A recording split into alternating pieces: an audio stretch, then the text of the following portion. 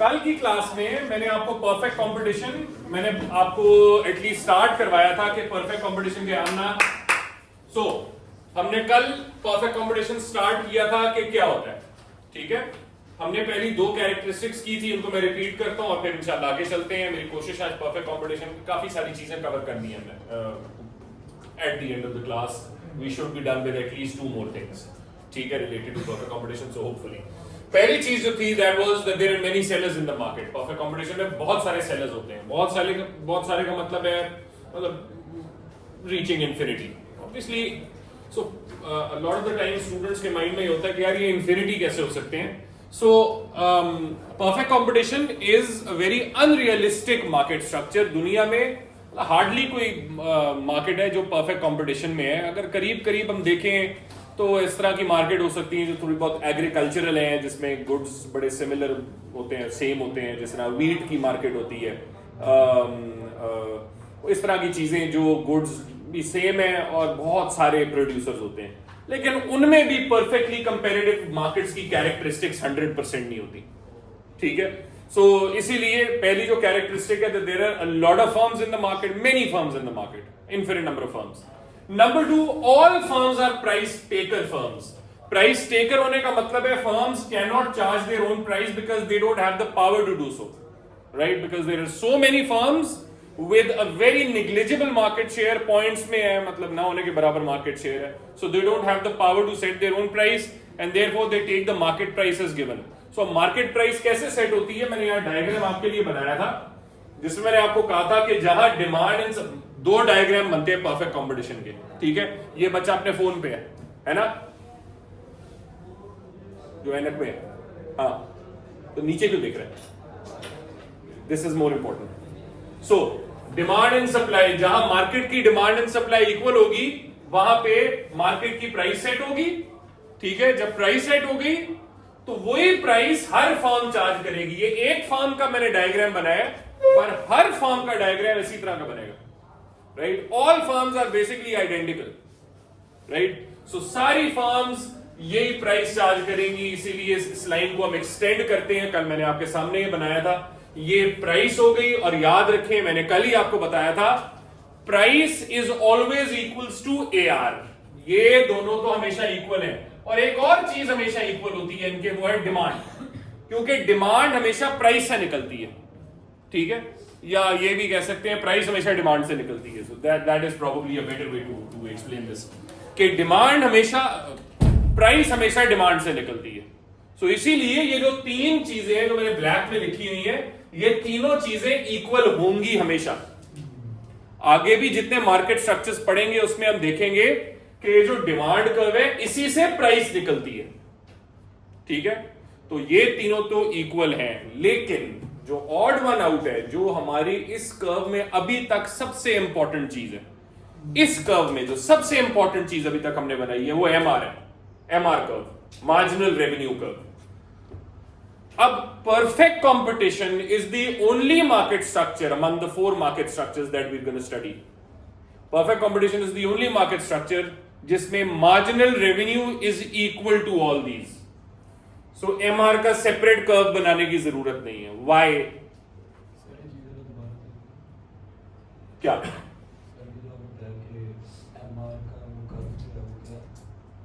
MR क्या होता है? गुड। मार्जिनल रेवेन्यू का जो कर्व है, आमतौर पे बाकी मार्केट स्ट्रक्चर्स में फर्क बनता है, ठीक है, कंपेयर टू डिमांड कर्व या AR, right. Perfect competition is the only market structure जहां पे मार्जिनल रेवेन्यू का कर्व वही है जो डिमांड कर्व है। क्यों? मेरा ये सवाल है। शाबाश, ये चीज फौरन आपने बतानी है, क्योंकि परफेक्टली कंपेरेटिव मार्केट्स में firms are price takers, and because firms are price takers, अपनी प्राइस सेट नहीं कर सकते, मार्केट की प्राइस सेट करेंगे, तो उनकी डिमांड परफेक्टली इलास्टिक होगी। और परफेक्टली इलास्टिक जब भी डिमांड कर्व होगी तो MR उसी डिमांड कर्व के इक्वल होगा। अब मैं आज आपको मैथमेटिकली उस टेबल के साथ प्रूव करूंगा जो मैंने आपको एंड पे कल की क्लास में दिखाया था, ये वाला है। इस कर्व पे अब जरा आते हैं। पहले 2 जो कॉलम्स बने, let's focus on those first 2 columns, अगले 3 कॉलम्स को छोड़ दें। क्वांटिटी एंड प्राइस अभी फोकस करें। तो एक फर्म है परफेक्ट कंपटीशन के अंदर, it wants to sell 1 chair, 2 chairs, 3 chairs, 4 chairs, 5 chairs. आमतौर पे अगर किसी ने अपनी सेल्स बढ़ानी है तो उसको प्राइस क्या करनी पड़ेगी? ड्रॉप, कम करनी पड़ेगी। तो अगर सेल्स बढ़ानी है तो प्राइस को कम करना पड़ेगा। लेकिन आप देख रहे हो यहां प्राइस चेंज नहीं हो रही, क्यों? क्योंकि फर्म्स प्राइस टेक करें। ये जो कहोगे ना तुम क्योंकि परफेक्ट कंपटीशन है, ये आधा आंसर है। पूरा आंसर है बिकॉज फर्म्स प्राइस टेक करें। तो वो अपनी मर्जी से प्राइस सेट कर ही नहीं सकते, तो गिरा भी नहीं सकते ऑब्वियसली, राइट? तो अगर उन्होंने 1 से लेकर 5 यूनिट तक सेल करने हैं, वही प्राइस पे सेल करेंगे जो मार्केट ने उनको प्राइस दे दी है। और वो हम अज्यूम करें मार्केट की प्राइस है $10, ठीक है? अब हमने क्या निकालना है? AR और MR, ये हमने निकालना है। लेकिन AR और MR के लिए we need total revenue. So the first thing to calculate is total revenue. Total revenue का फॉर्मूला क्या है? प्राइस इनटू क्वांटिटी, ठीक है? इब्राहिम, अगर 1 यूनिट सेल करता हूं मैं तो टोटल रेवेन्यू कितना बनेगा? 10 कैसे? 10 multiplied by 1. Very good. अगर 2 यूनिट सेल करता हूं तो जबरदस्त, which is 10 into 20, oh 10 into 2, sorry, ठीक है? 3 में 30 because 3 into 10 and so on. तो टोटल रेवेन्यू स्ट्रेट फॉरवर्ड है, फॉर्मूला याद करना है, प्राइस इनटू क्वांटिटी, राइट? अब आते हैं AR पे। अब मैंने आपको बताया हुआ है and you can see that here as well कि AR हमेशा प्राइस के इक्वल होगा, कोई एक्सेप्शन नहीं है इसमें। Average revenue is equal to price, और यहां पे प्रूफ भी हो रहा है। कैसे? तो एवरेज रेवेन्यू का फॉर्मूला है टोटल रेवेन्यू ओवर क्वांटिटी, ठीक है? अब्दुल्ला, अगर 1 यूनिट सेल कर रहा हूं तो एवरेज रेवेन्यू कितना है? 10. कैसे? 10 divided by 1. शाबाश, 10/1, ठीक है? अगर क्वांटिटी 2 है अब्दुल्ला, तो अब मेरा एवरेज रेवेन्यू क्या होगा? 10. क्यों? 20 divided by 2. 20 divided by 2। Similarly अगर क्वांटिटी 3 है, 30 divided by 3 which is 10 and so on. So as you can see price and AR, इसलिए इन दोनों को मैंने हाईलाइट किया हुआ है, ये दोनों तो हमेशा इक्वल होंगे, ठीक है? The odd one out is marginal revenue. Marginal revenue is never equal to average revenue unless the firm is a price taker firm. ये ना कहना कि मतलब ये भी गलत नहीं है कि अगर मैं ये कहूं कि AR is never equal to MR unless the firm is in perfect competition. ये गलत नहीं है, but it's half true. आपने क्या कहना है? MR is never equal to AR unless the firm is a price taker firm, ठीक है? तो उसमें हम देख लेते हैं MR को निकालते हैं कैसे? Change in total revenue over change in quantity. So अगर मैं ये देखूं कि हमें पता है कि जब क्वांटिटी 0 थी तो साधारण टोटल रेवेन्यू कितना था? 0 ही होगा ऑब्वियसली, ठीक है? तो जब पहला यूनिट बना चेयर का, सॉरी, जब पहला यूनिट बना चेयर का, तो उस पहले यूनिट पे एक्स्ट्रा रेवेन्यू कितना बना है? 10, ठीक है? अच्छा, तो इसका मतलब मार्जिनल रेवेन्यू 10 है। जब दूसरा यूनिट बना है सादात, अब एक्स्ट्रा रेवेन्यू दूसरे की वजह से, दूसरे चेयर की वजह से कितना बना है? एक्स्ट्रा रेवेन्यू, एग्जैक्टली 20 नहीं है, तो 20 टोटल रेवेन्यू है, नो डाउट। और वो भी बाय द वे, अगर मैं ये सवाल पूछता ना कि 2 यूनिट्स का रेवेन्यू कितना है टोटल, तो 2 का 20 है, बट सेकंड का 20 नहीं है, सेकंड का 10 नहीं है, क्योंकि सेकंड जब ऐड हुआ है और मतलब सेल हुआ, आपने सेकंड यूनिट सेल की है, तो रेवेन्यू में इजाफा 10 का है, 20 टोटल है, बट इंक्रीज या चेंज कितने का है? 10 का, सॉरी ये। सिमिलरली अगर थर्ड यूनिट मैंने बनाया है तो रेवेन्यू कितना इंक्रीज हुआ? Again 10, so therefore marginal revenue 10 है। सो चौथा यूनिट अगेन रेवेन्यू इंक्रीज हुआ 10 से, MR 10। पांचवा यूनिट तो रेवेन्यू, टोटल रेवेन्यू 10 से इंक्रीज हुआ है, तो MR 10 है, ठीक है? इसीलिए हम ये कह सकते हैं MR जो है वो AR और प्राइस के इक्वल है, बट ये सिर्फ और सिर्फ तब होता है जब फर्म्स प्राइस टेकर हों, जो परफेक्ट कंपटीशन में। उसी की वजह से हमने ये कर्व बनाए जिसमें इन तीनों को हमने इक्वल कर दिया और ये प्राइस लाइन है। सो ये चारों इक्वल है एक्चुअली, एक ही कर्व इन चारों को रिप्रेजेंट कर रही है। Is this clear? जी। ये एक्सेप्शन नहीं है law of diminishing return. Law of diminishing returns का ताल्लुक मेरा बच्चा रेवेन्यू से कम है, आउटपुट से ज्यादा है। लेकिन उसमें है तो ये ना कि आफ्टर सर्टेन पॉइंट एमआर गिरने लग जाता है। नहीं, तो constant- ना ना ना ना ना ना ना मैंने कभी नहीं कहा ये। मैंने कभी भी ये नहीं कहा कि एक सर्टेन पॉइंट के बाद एमआर गिरता है। मैंने ये कहा है टोटल प्रोडक्ट गिरता है आफ्टर सर्टेन पॉइंट के बाद। ये और फिर शायद गिर जाए, वो भी इस पोजीशन पे आती नहीं है फर्म, लेकिन हो सकता है। ये टोटल प्रोडक्ट है। टोटल प्रोडक्ट होता है क्वांटिटी के टर्म्स में, कितनी चेयर्स बन रही हैं, डॉलर के टर्म्स में नहीं है, टोटल रेवेन्यू नहीं है ये। लेकिन अगर प्रोडक्ट की प्राइस इंक्रीज हो रही है एट अ डिक्रीजिंग रेट, यानी मार्जिन तो कम हो रहा है प्राइस इंक्रीज हो रही है at a decreasing rate. What? Price increase हो रही है डिक्रीजिंग रेट? ये तो मैंने बोला ही नहीं। जब ओवरक्राउडिंग होती है तो प्राइस तो नहीं इंक्रीज होती, आउटपुट इंक्रीज होता है डिक्रीजिंग रेट। हाँ, सो अगर आउटपुट इंक्रीज हो रहा है एट डिक्रीजिंग रेट तो प्रोडक्टिविटी फॉल जरूर कर रही है, but we are not saying यदि उससे टोटल रेवेन्यू भी फॉल कर रहा होगा। एक्चुअली टोटल रेवेन्यू फॉल नहीं करता।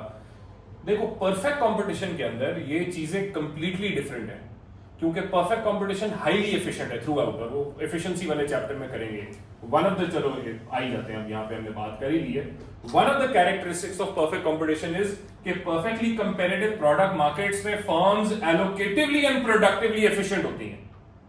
अब ये क्या होता है, ये करेंगे चैप्टर 5 के अंदर बहुत डिटेल में, क्योंकि ये आगे मार्केट फेलियर के चैप्टर में आ रहा है, जिसके ऐसे बड़े इंपॉर्टेंट है।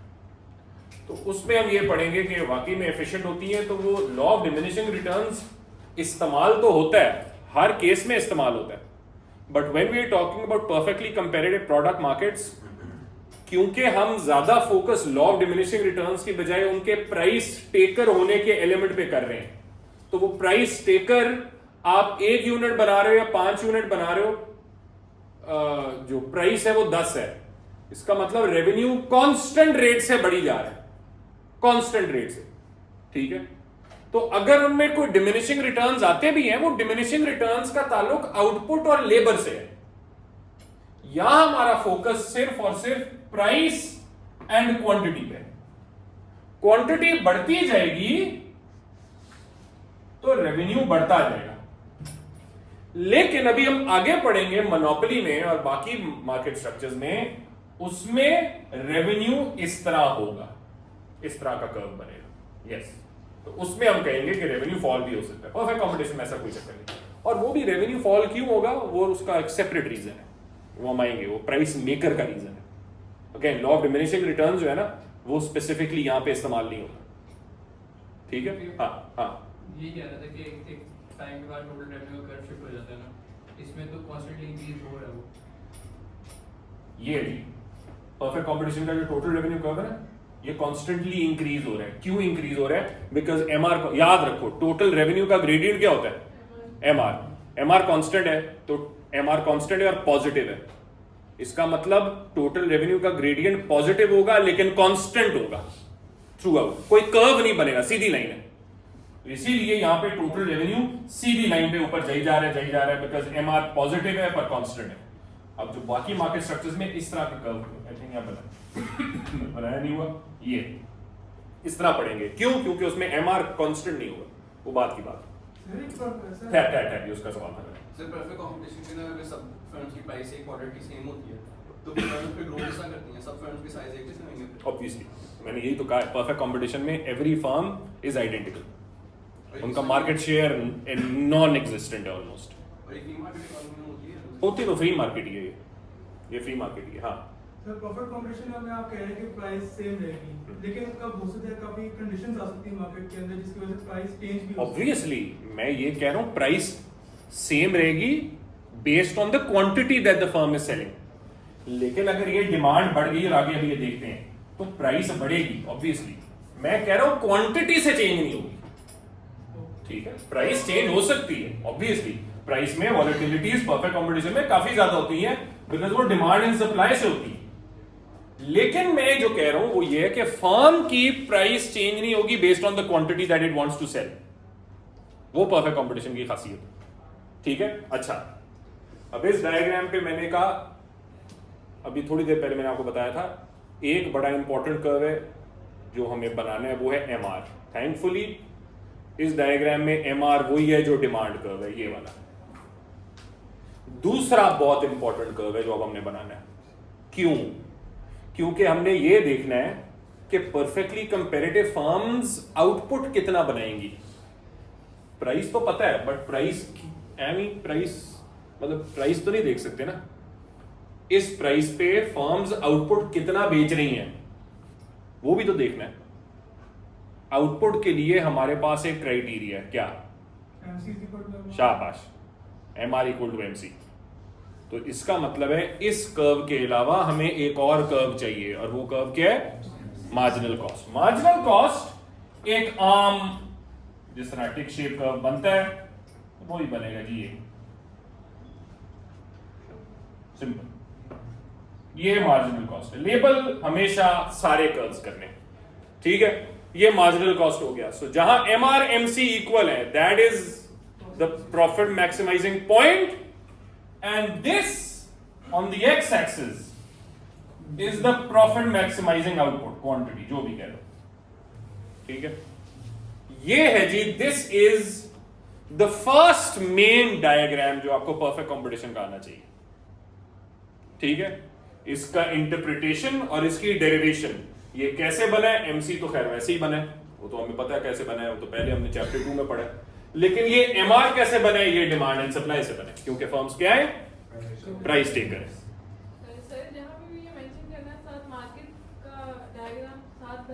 जी, परफेक्ट कंपटीशन में एक जगह पे मार्केट का डायग्राम बनाने की जरूरत नहीं है, वो अभी थोड़ी देर में करता हूं, जब हम परफेक्टली कंपैरेटिव फर्म की सप्लाई कर्व डिराइव कर रहे हैं, वरना मार्केट का डायग्राम ड्रॉ करना जरूरी है, बिल्कुल, ठीक है।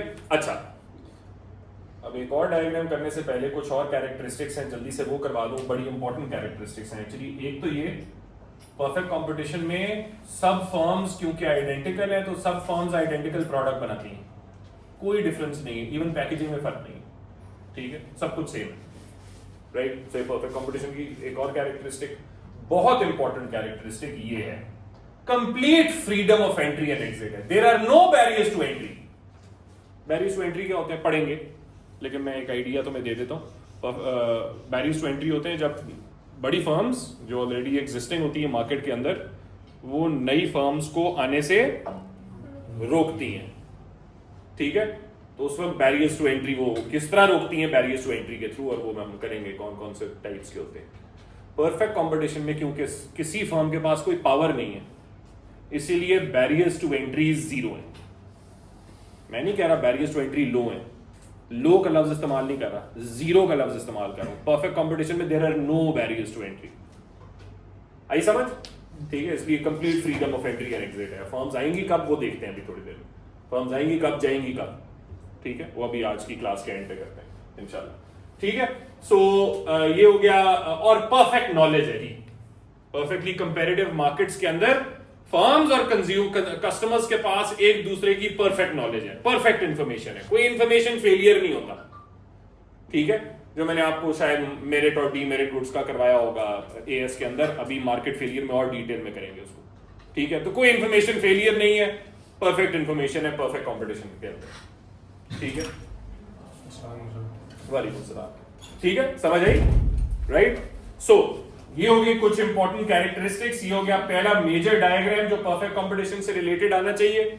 अच्छा, अब कल मैंने तुम लोगों को 3 टर्म्स इस्तेमाल करके दी थी प्रॉफिट की, मरियम बताएगी वो कौन सी टर्म्स थी। शाबाश, गुड। अब मरियम मुझे एक चीज बताओ, सब नॉर्मल, नॉर्मल, सुपर नॉर्मल, ठीक है। मरियम मुझे चीज बताओ, अगर मैं ये कर्व बनाऊं एवरेज कॉस्ट का, ओहो,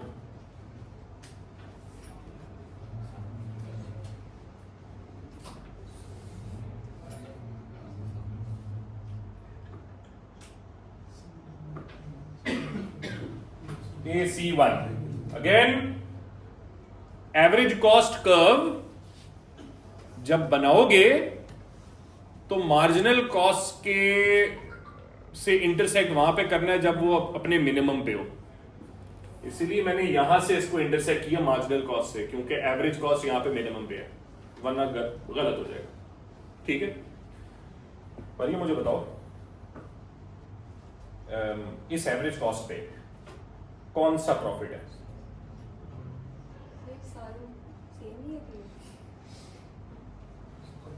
क्या मतलब समझ नहीं? मुझे पहला वाला जो सवाल तुमने पूछा है उसको जरा इलेबोरेट करो, इसका क्या मतलब? नहीं ना, क्योंकि अब सुने सुने सुने सुने सुनो, एग्जैक्ट सब नॉर्मल अगर आपको याद हो वो था जब प्राइस एवरेज कॉस्ट से कम है, नॉर्मल अगर आपको याद हो वो था जब प्राइस एवरेज कॉस्ट के इक्वल है, super normal price average cost से ज्यादा है। अब जब मैंने आपको ये बताया है तो मरियम दोबारा बताओ ये कौन सा प्रॉफिट है? व्हाट? सब नॉर्मल। कैसे? देखो अब गौर से सुनो, ये भी स्टेप्स याद रखने हैं तुम लोगों ने, जो मैं आपको अभी बता रहा हूं ना स्टेप्स, 3 स्टेप्स हैं देखने के लिए कि प्रॉफिट कौन सा है। ठीक है, वो ये सुन पहले, वो नोट्स छोड़ दूं, वो नोट्स दे दूंगा मैं तुझे, इधर देख पहले। 3 स्टेप्स हैं, ठीक है। There are 3 steps to determine whether a firm is earning normal, supernormal और सब normal profit. What are those 3 steps? Step 1, you need to determine what is the output that the firm is producing, क्योंकि output से profit देखना है ना, तो पहला step है आउटपुट। आउटपुट हमने बनाया हुआ है, लेकिन मैं फिर से दोहरा देता हूं उसको। आउटपुट कैसे डिटरमिन होता है? Price of marginal Profit maximization. वो which is where? शाबाश। ये जो चवल मार रहा था ये क्या तूने बोला अभी? ये प्राइस जहां किसके इक्वल है? AR के इक्वल है? क्या बोल रहा था तू? हाँ तू, मैंने कहा है रट्टा मार लो, अब दिमाग में इसको एंग्रेन कर लो, ठीक है। MR is equal to MC, पूरे चैप्टर में क्या, अभी अगले चैप्टर में भी और अगले चैप्टर में भी, उसके बाद भी ये इस्तेमाल होगा। जब भी मैं पूछूं आउटपुट कहां बनेगी फर्म, कितना आउटपुट बनाएगी, आपका आंसर होना चाहिए प्रॉफिट मैक्सिमाइजेशन, और फिर मैं पूछूं वो क्या मतलब है उसका, तो that is where MR is equals to MC। ठीक है, so MR is equals to MC का पॉइंट यहां पे है हमजा, ठीक है। तो यहां से हम देखेंगे आउटपुट कितना है, Q1, ठीक है। स्टेप 1 इज आउटपुट देखें, that is done. Step 2 price और एवरेज कॉस्ट देखें किधर है। सो यहां से अब ऊपर लेकर जाएं, दिस इज प्राइस, प्राइस आ गई, एवरेज कॉस्ट ये है, ये हो गया स्टेप 2। प्राइस भी डिटरमिन होगी, एवरेज कॉस्ट भी डिटरमिन होगी। मरियम क्या है ये अब तीसरा, कि सुपर नॉर्मल है, सब नॉर्मल या नॉर्मल है? सब नॉर्मल ज्यादा है और सुपर नॉर्मल कम है। नहीं नहीं नहीं नहीं नहीं नहीं नहीं नहीं नहीं नहीं नहीं, सुनो, सब नॉर्मल का मतलब है लॉस, इकोनॉमिक लॉस। अच्छा मैंने उल्टा कर दिया, थोड़ा नीचे। ये आम तौर पे स्टूडेंट्स ये मसला करते होते हैं, ठीक है। और वो मसला ये है कि बच्चों को लगता है वो जो ऊपर वाला एरिया ना वो सुपर नॉर्मल प्रॉफिट है, और अब नीचे मैं बनाऊंगा नीचे सब नॉर्मल है। एरिया नहीं पता, आपने 3 लिखे थे, मुझे उनका ऑर्डर भूल गया। अच्छा नो यार, ये रट्टे ना मारना यार, खुदा का खौफ कर। ये देख मुझे, अच्छा अब वो नाम याद नहीं है ना, चलो तो आ जाएंगे। मुझे ये बताओ प्राइस ज्यादा है या एवरेज कॉस्ट ज्यादा है? तो फिर लॉस है या प्रॉफिट है? लॉस है। उस लॉस का नाम है सब नॉर्मल प्रॉफिट। अब आपने स्टेप 3 में वंस यू डिसाइडेड कि भाई ये लॉस है और सब नॉर्मल प्रॉफिट है, अब एरिया को लेबल करें। ये जी एरिया जो पूरा लॉस दिखा रहा है, दिस इज दैट एरिया, ठीक है। और इसको हम कहते हैं सब normal profit, because this is where price is less than average total cost. ये हो गया पहला, ठीक है। लेट्स सपोज अगले साल इस फर्म की एवरेज कॉस्ट कम हो जाती है, ठीक है। अब मैं ब्लू से दूसरी एवरेज कॉस्ट कर्व बना रहा हूं, तो इस फर्म की एवरेज कॉस्ट फॉल कर गई।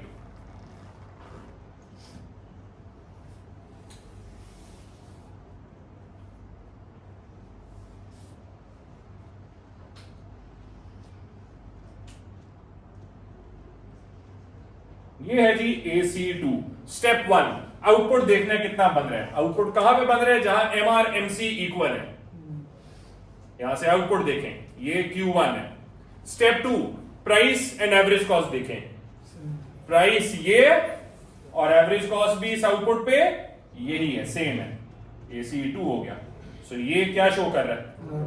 Normal profit, because price average total cost equal. Let's suppose उससे अगले साल the average cost has fallen even further and now I am gonna draw a green curve.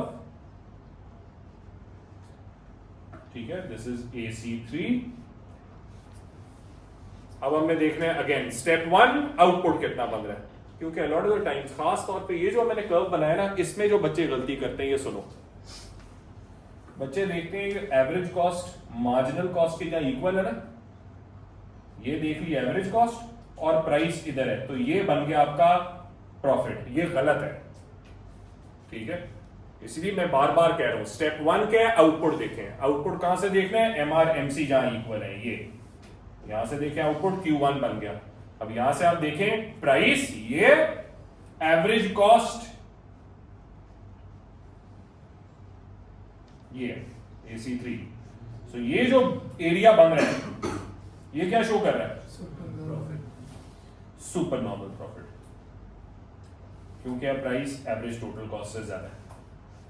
ठीक है। अब जो गलती बच्चे करते हैं वो यही है कि जब ये स्टूडेंट्स MCQs में देखते हैं तो बच्चों के माइंड में होता है अच्छा यार वो जो ऊपर वाला एरिया है वो सुपर होगा और नीचे वाला एरिया सब होगा। तो ये रट्टा फजूल का नहीं मारना, ठीक है। आपने कुछ नहीं देखना, ऊपर नीचे नहीं देखना, आपने क्या देखना है? पहला आउटपुट, दूसरा और प्राइस, ये 3 चीजें देखनी है आपने, ठीक है। और आपने देखना है प्राइस ऊपर है तो सुपर नॉर्मल है, अगर एवरेज कॉस्ट ऊपर है तो सब नॉर्मल है। सिंपल, आई समझ? ये हो गया दूसरा डायग्राम। पहला डायग्राम वो वाला था जिसमें हमने एक एवरेज कॉस्ट नहीं बनाए थे। अच्छा एक चीज याद रखो, ये एवरेज कॉस्ट, कई बच्चे मुझसे पूछते हैं सर ये एवरेज कॉस्ट कर्व कब बनाते हैं? एवरेज कॉस्ट कर्व का ताल्लुक प्रॉफिट से है, तो जब हमने प्रॉफिट्स देखने हो ना तो एवरेज कॉस्ट कर्व बनेगा, ठीक है। और अगला एक कर्व आएगा, एवरेज वेरिएबल कॉस्ट भी बनाना पड़ेगा, वो अभी मैं बाद में बताऊंगा। ऑब्वियसली नहीं, फिर क्यों जरूरत है? और वो कर्व हार्डली कभी इस्तेमाल होता है, हार्डली कभी इस्तेमाल होता है। एवरेजेस और मार्जिनल्स ही इस्तेमाल होते हैं आमतौर पे, पेपर 3 के अंदर भी। पेपर 4 में तो कभी भी नहीं होता, लेकिन पेपर 3 में भी मतलब 90% ऑफ द टाइम्स वो होंगे। कभी कभी अगर कभी उन्होंने टोटल कॉस्ट का या टोटल रेवेन्यू का बना दिया तो बना देंगे, बट ये टोटल कॉस्ट और टोटल रेवेन्यू आसान चीजें, ये O लेवल्स में टेस्ट होती थी, A लेवल्स में अब ये नहीं होता इतना ज्यादा, बट अगेन आपको आना चाहिए क्योंकि कोर्स का हिस्सा है। हाँ जी। When the firm is exceeding not just its monetary cost but also its implicit cost, which is opportunity cost. Sir हम इसकी खाली ग्राफ टेबल को देखें इस तरह टर्म कह सकते हैं कि opportunity cost है इनकॉर्पोरेटेड है ये एवरेज कॉस्ट के अंदर। ये जो होता है ना इकोनॉमिक कॉस्ट, जब इकोनॉमिक्स का डायग्राम बना रहे होते हैं ना और इकोनॉमिक प्रॉफिट देख रहे होते हैं, उसमें जो एवरेज कॉस्ट कर्व बनता है वो अंडरस्टूड है कि उसमें अपॉर्चुनिटी कॉस्ट इनकॉर्पोरेटेड है। अपॉर्चुनिटी कॉस्ट अलग से नहीं है, it is part of the total cost which we calculate, which is then used to calculate average cost, ठीक है। अच्छा जी, अब एक बहुत इंपॉर्टेंट चीज, एक और बहुत इंपॉर्टेंट चीज, तीसरा डायग्राम अब आ रहा है हमारा, ठीक है। परफेक्ट कॉम्पिटिशन, पहला डायग्राम था वो स्ट्रेट फॉरवर्ड सा डायग्राम जिसमें हम प्रॉफिट मैक्सिमाइजिंग आउटपुट देखते हैं। दूसरा डायग्राम हमने बनाया प्रॉफिट्स का, प्रॉफिट देखने के लिए, तो वो उसी पे ही बना दिया मैंने। अब तीसरा डायग्राम जो मैं बनाने लगा हूं वो है long run equilibrium of perfectly comparative firms. पहली बात, उबैदुल्लाह, इक्विलिब्रियम का क्या मतलब है? प्राइस और डिमांड, सप्लाई और डिमांड। नहीं, ये जो इसने डेफिनेशन बताई है ना, ये अगर मैं पूछता मार्केट इक्विलिब्रियम क्या होता है तो वो कहता हाँ जहां डिमांड एंड सप्लाई इक्वल है, वो मैं फिर भी मान लेता। Where there is no tendency for something to change, ठीक है।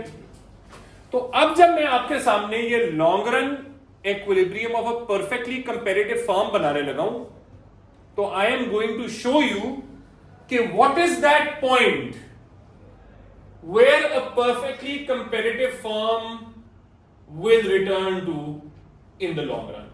अल्टीमेटली परफेक्टली कंपेरेटिव फर्म ने उसी पॉइंट पे आकर रुकना है लॉन्ग रन में। वो कौन सा पॉइंट है?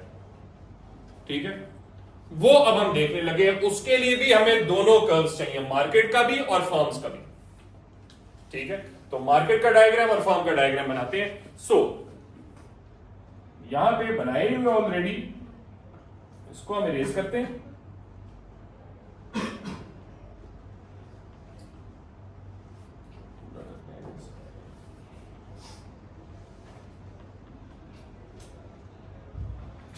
सो मार्केट का डायग्राम हमारे सामने बना हुआ है, जो हमने बनाया। डिमांड एंड सप्लाई जहां इक्वल है, अभी उसे प्राइस डिटरमिन कर लेते हैं। फिर ये डायग्राम अब बनना है, साथ में फर्म्स का डायग्राम साथ बनना है। ठीक है, अच्छा एक्सेस बना लेते हैं।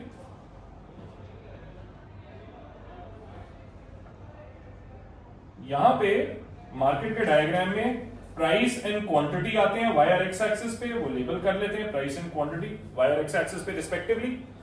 लेकिन फर्म्स के डायग्राम पे याद रखें, एक्स एक्सिस पे तो क्वांटिटी या आउटपुट ही आएगा, बट वाई एक्सिस पे रेवेन्यू स्लैश कॉस्ट होती है। ठीक है, ये याद रखिएगा। अच्छा, अब पहला स्टेप क्या है? हमने अगेन क्या देखना है? अब हमने देखना है परफेक्टली कंपेरेटिव मार्केट में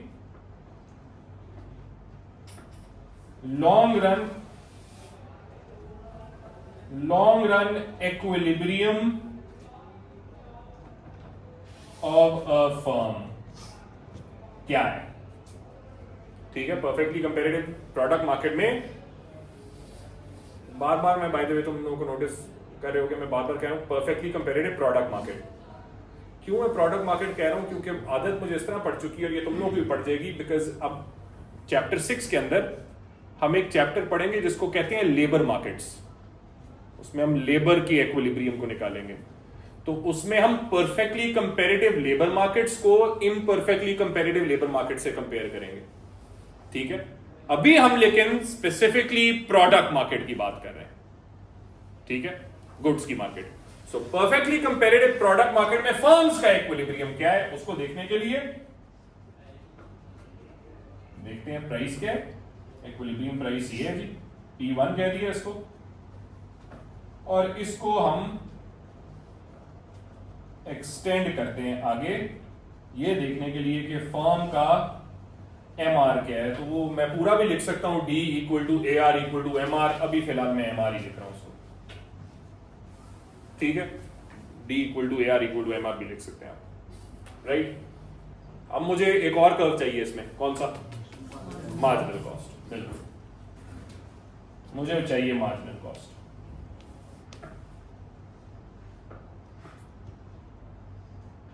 सो मार्जिनल कॉस्ट ये बन गया, और फिर आउटपुट कैसे डिटरमिन हुआ? जहां MR is equal to MC। ठीक है जी, उसको हमने लेबल कर दिया Q1 से। So this is the output that the firm is producing. This is the price. Now, is this the long run equilibrium? Not really, because एक curve missing है यहाँ पे। नहीं, शाबाश, एवरेज कॉस्ट। अब मुझे ज़ैनब पूछ सकती है कि सर आपने कहा था एवरेज कॉस्ट कर्व की तो जरूरत प्रॉफिट डिटरमिन करने में होती है, ये तो लॉन्ग रन इक्विलिब्रियम डिटरमिन कर रहे हैं, तो ये मतलब हाउ डज दिस वर्क?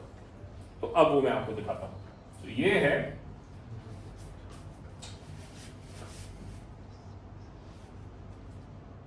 ये है जी आपका एवरेज कॉस्ट कर्व, और अब इसको मैं लेबल, ये जरा एक बड़ा डॉट डाल रहा हूं। ठीक है, इसको मैं E से लेबल कर रहा हूं, which is basically the term used for equilibrium. ठीक है, सो अब मैं आपको ये दिखाऊंगा, पहले से एक हिंट मिल गई आपको, that this point will be the long run equilibrium of a perfectly comparative firm. ठीक है, where P equals to MC equals to AC।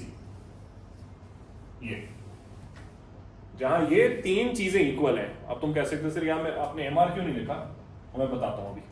वैसे तो एमआर इक्वल टू एमसी है ना, लेकिन परफेक्ट कंपटीशन का इक्विलिब्रियम में वो एमआर की बजाय प्राइस इस्तेमाल करेंगे। क्यों, अभी वो डिस्कस करते हैं। सो ये जी आपका इक्विलिब्रियम। अभी फिलहाल हम अज्यूम करें this is the default position. मैं अभी आपको प्रूव करके दूंगा ये इक्विलिब्रियम है, अल्टीमेटली यहीं पे आएगी फर्म, ठीक है। लेकिन अभी मैं आपके साथ जो मैं डिस्कस करने लगा वो ये कि this is the default position. Default position मतलब स्टार्टिंग पोजीशन। तो हम स्टार्ट अपना एनालिसिस जो अभी करने लगे हैं वो है यहां से, ठीक है। और अब मैं आपको एंड पे बताऊंगा कि अल्टीमेटली यहीं वापस आएंगे। तो स्टेप 1 ये डायग्राम ड्रॉ किया, ठीक है, और P equal to MC equal to AC पे आपने डिफॉल्ट पोजीशन किया। स्टेप 2 लेट्स अज्यूम उसका बच्ची का क्या नाम है, इबादत, फोन दे दो, इधर ले आओ।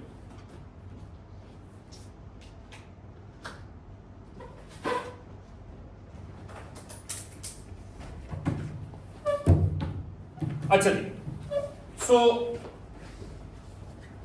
लेट्स अज्यूम मार्केट में प्रोडक्ट की डिमांड बढ़ गई। स्टेप 2, ठीक है, मार्केट में प्रोडक्ट की डिमांड बढ़ गई है, ठीक है। क्यों बढ़ी है, किसी भी वजह से बढ़ सकती है। तुमने एएस में पढ़ा है, इनकम बढ़ गई लोगों की। ऐड तो नहीं हो सकते क्योंकि परफेक्ट कंपटीशन में एड्स नहीं होते। टैक्स कम हो गया, इनकम टैक्स कम हो गया, ठीक है। कॉम्प्लीमेंट, हाँ, price of substitute, price of complements, कुछ भी हो सकता है, बिल्कुल, ठीक है। सो कोई भी फैक्टर जो डिमांड को शिफ्ट करता है उनमें से कोई एक फैक्टर चेंज हुआ है। फॉर एग्जांपल इनकम बढ़ गई है तो मार्केट में प्रोडक्ट की डिमांड बढ़ गई, अब D2 पे आ गया। So this is step 2। और स्टेप 2 को ही आगे लेकर चलते हैं। जब डिमांड बढ़ती है तो प्राइस क्या होती है, बिल्कुल, सो प्राइस इंक्रीज हो जाएगी, ठीक है। इसको लेबल कर दिया P2 से, ठीक है। क्वांटिटी भी आप कर सकते हैं यहाँ पे ऐसे करके, बट हमें जरूरत नहीं है, so we don't need to. हमें सिर्फ प्राइस का ही कंसर्न है, बट आप क्वांटिटी कर सकते हैं, कोई हर्ज नहीं है इसका। सो प्राइस इंक्रीज हो गई। अब जब प्राइस इंक्रीज हुई है तो हम ऑब्वियसली जो नया MR इक्वल टू MC वाला पॉइंट है वो वही है, ये वाला, या चेंज हो गया? चेंज हो गया बिकॉज MR चेंज हो गया। MR को या प्राइस की लाइन को एक्सटेंड करते हैं ताकि हमें नया MR पता चल जाए। ये है MR2, this is the new marginal revenue. अब आप देख रहे हो सादात, MR इक्वल टू MC कहां पे इक्वल है, ऊपर वाले पॉइंट पे, बिल्कुल ये वाला पॉइंट है। यहां से आउटपुट ले आओ,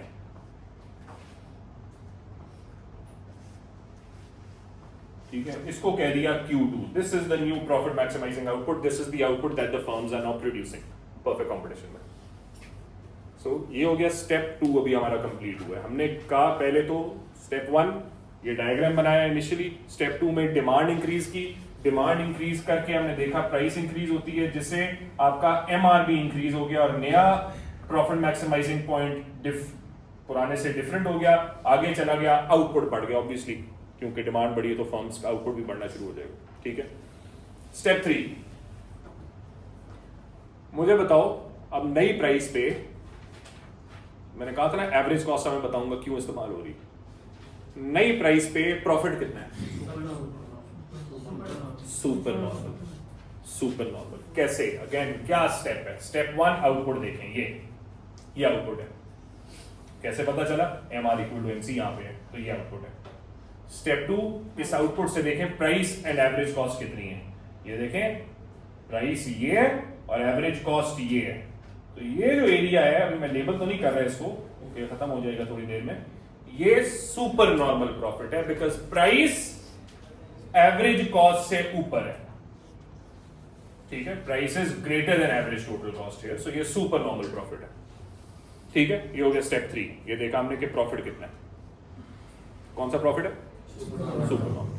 क्यों, बिकॉज प्राइस एवरेज कॉस्ट से ज्यादा होगी, ठीक है। स्टेप 4, मैंने again one of the very important characteristics of perfect competition is barriers to entry कितने हैं, 0। तो नई फर्म्स आ सकती हैं कि नहीं, अच्छा, अब वो देखेंगी मार्केट में फर्म्स प्रॉफिट कमाना शुरू हो गई हैं, तो वो जो फर्म्स हैं जो मार्केट से भी बाहर हैं बट वो देख रही है मार्केट को, वो मार्केट में आना चाहेंगी, मोटिवेशन होगी, उनको इंसेंटिव मिलेगा, और क्योंकि बैरियर्स टू एंट्री कोई नहीं है तो वो जो मोटिवेशन मिलेगी वो उसको प्रैक्टिस में भी ला सकते हैं, सीधा मार्केट में आना शुरू कर देंगे, ठीक है, because of no barriers to entry, freedom of entry, ठीक है, तो मार्केट में आना शुरू करेंगे। अब जब मार्केट में आना शुरू किया फर्म्स ने, हाँ शाबाश, स्टेप 5, जब मार्केट में नई फर्म्स ने आना शुरू की है तो आहिस्ता आहिस्ता सप्लाई इंक्रीज होना शुरू हो जाएगी, ठीक है, ये इंक्रीज होगी, इंक्रीज होगी, इंक्रीज होगी, और ये होती रहेगी जब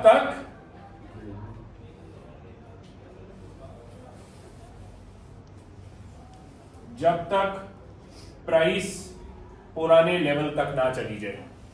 मतलब ये थी ना, सो इधर देखो, ये था पहला इक्विलिब्रियम पुराना वाला, फिर ये हुआ, अब तीसरा वाला ये हुआ जहां प्राइस वापस पुराने लेवल पे चली गई। मरियम पूछ रही थी सर पुराने लेवल में प्राइस को लेके जाने की क्या जरूरत है, क्यों इक्विलिब्रियम? ना ना ना, अच्छा मुझे एक चीज बताओ, सप्लाई पर यहां क्यों नहीं जा सकती? ना डिसइक्विलिब्रियम कैसे? ये देखो, ना ना ना, प्राइस टेकन, प्राइस टेकन नहीं होगा, नहीं नहीं, सुनो सुनो, चलो इसी कर्व को, वो ये वाला कर्व देखो, इसी कर्व को मैं इधर ले जाता हूं। अब तुम कह रहे हो इक्विलिब्रियम नहीं, मैं कहता हूं बिल्कुल इक्विलिब्रियम है, ये इक्विलिब्रियम है।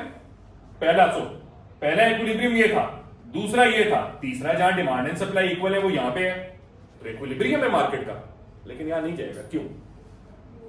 सर डिमांड ही कम है। हाँ वो तो ठीक है, सर डिमांड ये ऊंचा बोल, प्रॉफिट नहीं होता। बच्चों देखो, शाबाश, देखें इधर, जब इधर आई है आपकी फर्म, और सॉरी आपकी मार्केट की जब सप्लाई, गौर से सुनो, जब मार्केट की सप्लाई यहां पे आई है, अब ये रुक इसलिए नहीं जाएगी क्योंकि मैंने कह दिया ये रुक गई है, यहां पे ये इसलिए रुक गई है बिकॉज नई जो और सप्लाई इंक्रीज क्यों नहीं हो रही, बिकॉज नई फर्म्स मार्केट में आना बंद हो रही हैं, बिकॉज प्रॉफिट क्या हो गया यहां पे, जैसे ये प्राइस आई यहां पे तो प्रॉफिट क्या हो गया वापस, ना ना, प्रॉफिट मैक्सिमाइज तो पहले भी हो रहा था, नॉर्मल प्रॉफिट, शाबाश, normal profit, zero economic profit हो गया। तो जब जीरो इकोनॉमिक प्रॉफिट है तो क्या नई फर्म्स को मार्केट में आने का इंसेंटिव है? नहीं, ठीक है, इसीलिए ये सप्लाई कर्व आगे नहीं जा रही, और इसीलिए सप्लाई कर्व पीछे नहीं रुक रही, क्योंकि पीछे रुक नहीं सकती, क्योंकि और इंसेंटिव अभी भी है। प्राइस अभी अगर यहां पे पहुंची तो अभी भी इंसेंटिव है कि नई फर्म्स मार्केट में आएंगी, लेकिन जैसे ही प्राइस यहां पहुंच गई और आपका सप्लाई कर्व यहां पे आई है और प्राइस पुराने लेवल पे चली गई है, पुराने लेवल पे आपकी प्राइस ये है, एवरेज कॉस्ट ये है, मतलब आपका ये नॉर्मल प्रॉफिट है। नॉर्मल प्रॉफिट का मतलब है there is no incentive for the firms और new firms to enter the market. This is why perfectly comparative firms का equilibrium is P equal to MC equal to AC. This is because in the long run perfectly competitive firms only earn